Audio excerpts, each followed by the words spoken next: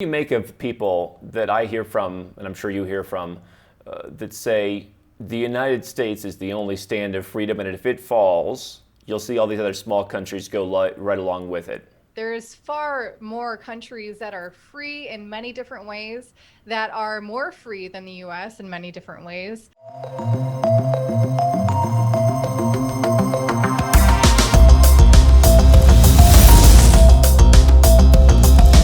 She's one of the top educators and influencers in the crypto space, helping hundreds of thousands of people get started with Bitcoin. She gave up her US citizenship, left the United States, and moved to Portugal in search of a more free life. Now she's sharing her latest thoughts on DeFi, gold versus Bitcoin, and what's next in the crypto market. Heidi is the blockchain chick, and she joins us for the full hour. Heidi, welcome to the show.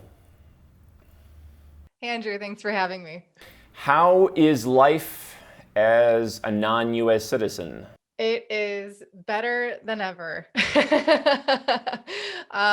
Yeah, pretty much the more time goes on, the more things develop, the more solidified I am in that decision to cut ties, for sure. What did you think of the election? Did you follow it?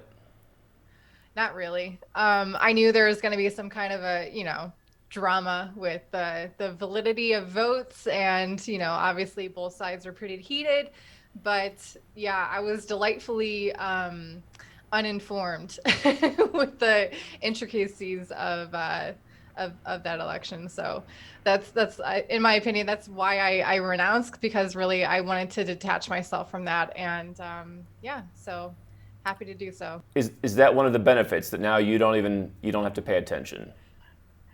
Yeah. I mean, obviously, what happens in the US can kind of have a ripple effect into, other parts of the world. But for me and my interest in, stress relief and detaching from the US, I'm happy to not have that directly tied to my own citizenship. And, the policies of whoever is voted into office isn't necessarily going to be applying to me anymore. So that's a good thing for me. For people who are staying behind in the US, what do you think Joe Biden means? I've said perhaps there's no difference other than your taxes go up, maybe some freedoms go away. What are you telling people in the crypto space who are in the US? Is this going to become worse for them? Oh, absolutely. I mean, that's kind of the trend that I was able to see very early on, and that kind of set me on that trajectory to eventually renounce my US citizenship, specifically for my involvement in cryptocurrencies, in an effort to pursue a more free way to participate in the cryptocurrency ecosystem. There is decentralized options that allow really anyone to participate, but if you can't cut yourself off from the US, with Joe Biden, there's taxes, of course, and more regulations are going to happen. But I'm not completely convinced it matters what president is in office for that to happen. I think it's just a general trend that's going to be played out no matter who's in office, no matter what party they're in. That's just my opinion. And again, that's what really fueled my interest in renouncing that whole system altogether. I don't have very much hope for any one politician to save the world or anything like that. But there's definitely a power struggle happening between the powerhouse that is or was the US dollar, and now what we're seeing with Bitcoin and these other cryptocurrencies that are being developed. It's a threat, and it's a disruptive technology. And obviously, the entity that's on the other end of that disruption is obviously not going to be wanting to be very conducive for its development. And that's what we're seeing play out in the US. There's some pros and cons for that. There's some efforts being made on a more grassroots level, on state levels, really trying to be as friendly as they can with cryptocurrencies in the U.S. But in general, I don't see a very bright outlook. I think that this is actually a huge chance for other countries that are hungry, really, for a growing ecosystem, a growing economy that they can facilitate with cryptocurrencies. And it'll be interesting to see that develop. What are some of the countries that you see getting into that game? Well, obviously, we have Switzerland or Portugal could be. We'll see what happens with that. That's where I live currently, and the tax authority twice has come out saying that they won't tax crypto to crypto or crypto profits for an individual. If it's, if you're a business accepting crypto as a form of payment, that might be a different issue. But other, maybe Estonia, a lot of these, I think, smaller countries, again, that are, there's a difference really between being crypto friendly, right? Could be taken one of two ways. Some of these countries that kind of have no regulations whatsoever are seen as crypto friendly, kind of like the Wild West of crypto. You can kind of do whatever you want and hope that the regulations, that if they are eventually put in place, they'll work with what has been developed so far. Or there's these countries that kind of have a more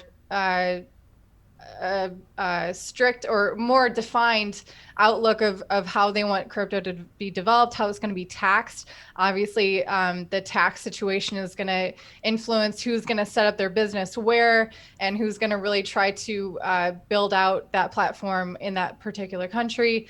Who knows? We'll see. It's still very early on, and there's still a lot of gray area, but we'll see, basically. What do you make of people that I hear from, and I'm sure you hear from, that say the United States is the only stand of freedom, and if it falls, you'll see all these other small countries go right along with it? I think that's kind of a very, you have your blinders on, really. There's far more countries that are free in many different ways, that are more free than the US in many different ways. So really, what I kind of view the US as like this big, kind of inflexible object, really. And really, when you have these smaller countries with smaller governments, smaller means of enforcing regulations or things, it can be a lot more flexible, kind of like a David and Goliath situation. So I don't think that there's going to be a lot of countries that go down with the US. Maybe it depends, obviously, on their debt their debt situation with the US dollar and bonds, and maybe their ties investment wise to the US. But again, on an individual level, but also on a enterprise level with businesses, and also on a like government level with countries, the more you can detach from these fiat government systems and can benefit from these apolitical, independent peer-to-peer systems like Bitcoin, it's going to be a safe haven for many different aspects of life for people around the world. So you think if someone is looking, because there's a lot of defeatism in my mind out there about the whole world is going to pot, everything's gonna fall apart, you're not gonna have anywhere to go. You don't subscribe to that? No, I think that there is a free market. There's a semblance of a free market globally, and there's always going to be a hunger for wanting to provide a service that is needed. And it's this kind of similarity that we're seeing in the crypto space as well, is, all these regulations that are being put on certain centralized exchanges, more so limiting who can access cryptocurrencies. We're seeing that specifically a lot with US citizens, also Canadian citizens, to a certain extent. But so as much effort is being put to kind of constrict that part of it, it's also ironically incentivizing the development and growth of these decentralized platforms that will help service those people that are still looking for a way to interact freely. And, that's kind of like a fractal situation around the world as well. Is like, if you see one system kind of failing people, those people still exist, and they have interests that are falling outside of what is possible for them. And if there's someone that is advantageous enough to see that and provide a service, whether it's a country or a company or whatever, they're going to benefit from that. It sounds like you're saying you believe in capitalism, you believe in the free market. There will always be someone to step up and fill the demand.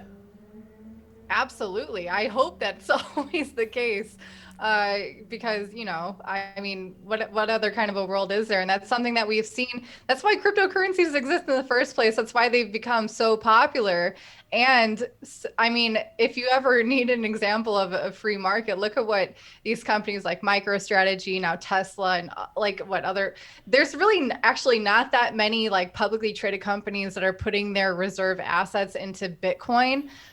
There are hundreds of thousands more that have the potential to do that option, obviously.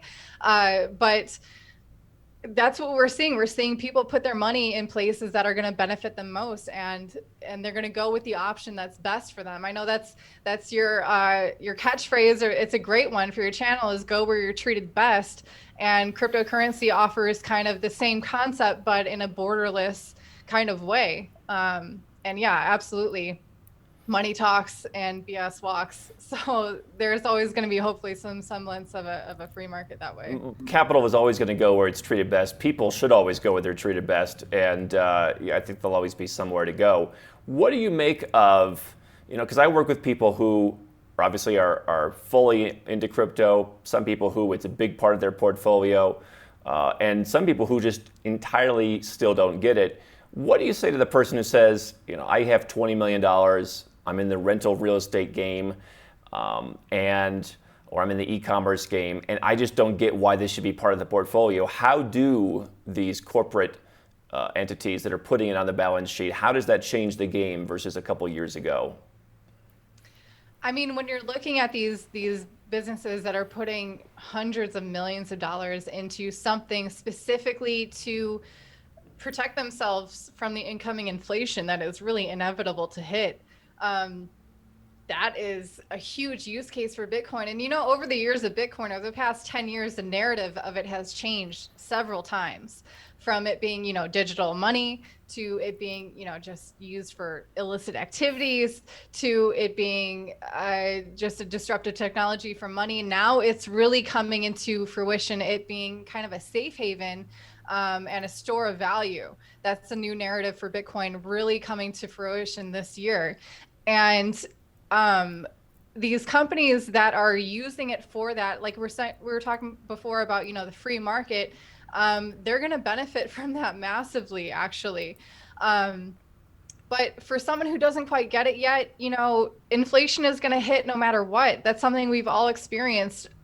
If you ever had a savings account, you'll know what's up. And it's really interesting with Bitcoin is that it initially, Bitcoin is kind of seen as like the ultimate savings account, maybe as a store of value, obviously. And what we're seeing really be developed in cryptocurrency is this DeFi space, decentralized finance. And that's really still new and very risky. A lot of nuances with that, but the whole concept of this passive form of income for those who are in, the renting space or something. I mean, if you're just comparing purchasing cryptocurrencies to purchasing property, the liquidity of cryptocurrencies and the time it takes to buy that is light years ahead of real estate. Obviously, there's some time advantage to having property. Obviously, the legitimacy of that is time tested, but with cryptocurrencies, there's a stark difference between that experience, in my opinion, of investing. So if you're, I don't see it as being a negative to get any kind of exposure to cryptocurrencies, even at these prices. Especially if you're looking at it at a long-term perspective of, why cryptocurrencies would exist, what kind of technology and systems they're disrupting, and kind of just the whole trend of where the world is going in technology. Cryptocurrencies fit right in. So I think it's worth exploring for sure. How can Nomad Capitalist help you? 4 ways. Number 1, subscribe to our channel and click the notification bell to make sure you get our new video every day. Number 2, get a copy of Nomad Capitalist, the book. You'll learn a lot of my personal experiences over a dozen years of studying this stuff, as well as exactly some of the strategies that you can use to build your Nomad Capitalist plan. Number 3, if you're not sure where to start, but you want to come and learn from my team and I, you want to come and mingle with like-minded people, learn more about our live conference, Nomad Capitalist Live. It's coming up soon. And number 4, if you want some help right now because you've got a burning issue, you need something solved, you want to lower your taxes, get a second passport, or build the Nomad Capitalist lifestyle of your dreams, go to nomadcapitalist.com and click on Become a Client.